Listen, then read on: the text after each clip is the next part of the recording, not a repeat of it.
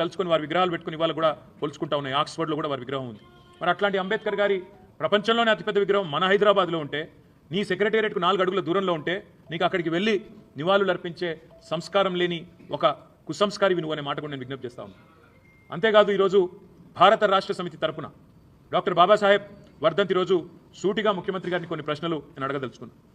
Doctor Babasaheb Ambedkar విగ్రహాన్ని 125 ఫీట్ల విగ్రహాన్ని నిర్లక్ష్యం చేయడం వెనుక నీకున్న ఉద్దేశం ఏంది?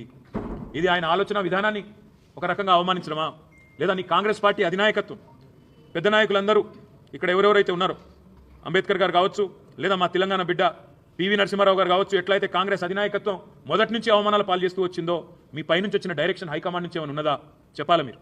లేకపోతే ఆయన ఈ రకంగా అవమానించాల్సిన అవసరం ఏముంది? ఆలోచన చేయాలి. అదే మాదిరిగా మీరే అన్నారు, కేసీఆర్ గారు దళిత బంధు అనే ఒక విప్లవాత్మకమైన పథకం తెస్తే, దళిత బంధు కాదు మేము అంబేద్కర్ అభయహస్తం తెస్తున్నాం అని అంబేద్కర్ గారి పేరు పెట్టే మీరు మీ మేనిఫెస్టోలో ప్రకటించినారు. ఇవాళ సరిగ్గా సంవత్సరం అయింది నీ ప్రభుత్వం వచ్చి.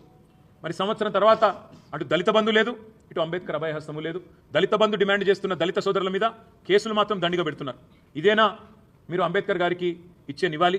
ఇదేనా దళితుల పట్ల మీ ప్రభుత్వానికి మీ పార్టీకి ఉన్న ప్రేమ అని నేను ముఖ్యమంత్రిని అడుగుతా ఉన్నాను.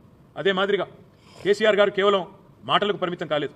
డాక్టర్ బాబాసాహెబ్ విద్యతోనే వికాసం వస్తుంది, వికాసంతోనే విజ్ఞానం పెరిగి సమాజంలో సమానత్వం వస్తుంది అని నమ్మిన మహానుభావుడు. అందుకే వారి పేరు మీదే doctor Babasaheb Ambedkar overseas scholarship పేరిట వేలాది మంది విద్యార్థులను, 7,000 మంది పైచిలకు విద్యార్థులను, తెలంగాణ బిడ్డలను, దళిత బహుజన వర్గాలకు సంబంధించిన బిడ్డలను విదేశాలకు పంపింది తెలంగాణ ప్రభుత్వం కేసీఆర్ గారి నాయకత్వంలో. ఇవాళ ఆ పిల్లలు 2వ ఇన్స్టాల్మెంట్ కూడా రాకుండా మా ప్రభుత్వం మొదటి ఇన్స్టాల్మెంట్ ఇస్తే, ఈరోజు 2వ ఇన్స్టాల్మెంట్ కోసం దేశ విదేశాల్లో అల్లాడుతున్న విషయం మీకు కనీసం తెలుసా? నేను అడుగుతా ఉన్నా. వారిని ఎందుకు పట్టించుకోవట్లేదు? విద్యార్థుల ఉన్నత విద్య, విదేశాల్లో వారు అభ్యసిస్తున్న విద్య తెలంగాణ సమాజానికి, భారతదేశానికి ఉపయోగపడదా? వారి ఉద్ధరణకు, దళిత ఉద్ధరణకు, బహుజనుల ఉద్ధరణకు ఉపయోగపడదా అని నేను అడుగుతా ఉన్నా. అదే మాదిరిగా విద్యతోనే వికాసం వస్తుందని కేసీఆర్ గారు నమ్మి బహుజన పిల్లల కోసం తెలంగాణ రాష్ట్రంలో, భారతదేశంలో ఎక్కడా లేని విధంగా 1000 పైచిలకు గురుకుల పాఠశాలలు పెడితే, ఇవాళ ఆ గురుకుల పాఠశాలల్లో 48 మంది పిల్లలు చావుల పాలైనారు. మేము ఆ విద్యార్థులను మా ప్రభుత్వంలో ఉన్నప్పుడు ఎవరెస్ట్ శిఖరాన్ని ఎక్కిస్తే మీరు ఆ పిల్లల్ని పాడెనెక్కిస్తూ ఉన్నారు.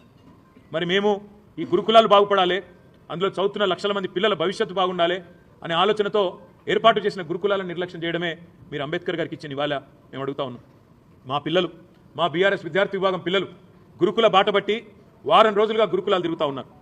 అక్కడ నెలకొని ఉన్న స్థితిగతులు మా బీఆర్ఎస్ విద్యార్థి విభాగం ఆధ్వర్యంలో కనుక్కొని రాష్ట్ర ప్రభుత్వ దృష్టికి రాబోయే శాసనసభ సమావేశాల్లో, శాసన మండలి సమావేశాల్లో తేవాలే, సమాజం దృష్టికి తేవాలే, ప్రభుత్వం మీద ఒత్తిడి పెంచాలే, ప్రధాన